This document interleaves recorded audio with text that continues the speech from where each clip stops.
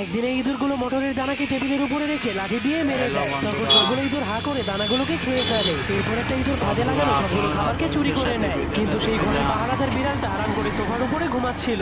যা দেখার পর ঘরের মালিক বিড়ালটাকে পিটিয়ে পিটিয়ে ঘুম থেকে জাগিয়ে দেয়। কিন্তু বিড়ালটা আবারও অন্য জায়গায় গিয়ে ঘুমিয়ে পড়ে। যা দেখার পর সবগুলো ইঁদুর খাবার চুরি করার জন্য ধীরে ধীরে গর্ত থেকে বের হতে শুরু করে। কিন্তু তখনই বিড়ালটা শব্দ পেয়ে জেগে যায়। কিন্তু সে ঠান্ডা হাওয়ার শব্দ মনে করে জানলাটাকে বন্ধ করে আবারও ঘুমিয়ে পড়ে। এরপর সবগুলো ইঁদুর লিফটের মধ্যে ঢুকে সিরিয়াল ধরে খাবার চুরি করতে শুরু করে। কিন্তু একটা ইঁদুর বোতলের ঢাকনা খুলতে গিয়ে আরেকটা বোতলের মধ্যে বন্দী হয়ে যায়। ঠিক তখনই বিড়ালটাও জেগে যায়। কিন্তু বিড়ালটা ইঁদুরগুলোকে ধরতে গিয়ে সেই খাবারের মধ্যে বন্দী হয়ে যায়। এরপর সবগুলো চালাক ইঁদুর খাবারগুলোকে বিড়ালের হাতে দিয়ে পালিয়ে যায়। তখনই ঘরের মালিক এসে বিড়ালটার কাছে এতগুলো খাবার দেখতে পেয়ে বিড়ালটাকে লাথি মেরে ঘর থেকে বের করে দেয়। কিন্তু বিড়ালটা যাওয়ার পর সবগুলো ইঁদুর মিলে ঘরের মালিককে খাবার দিয়ে আক্রমণ করতে শুরু করে দেয়। যার কারণে মালিক ভয় পেয়ে বাইরে গিয়ে বিড়ালটার কাছে সাহায্য চাইতে শুরু করে। কিন্তু বিড়ালটা তাকে সাহায্য করতে রাজি হয় না। কিন্তু হঠাৎ করে বিড়ালটা এক দৌড় মেরে সবগুলো ইঁদুরকেই ভাগিয়ে দেয়।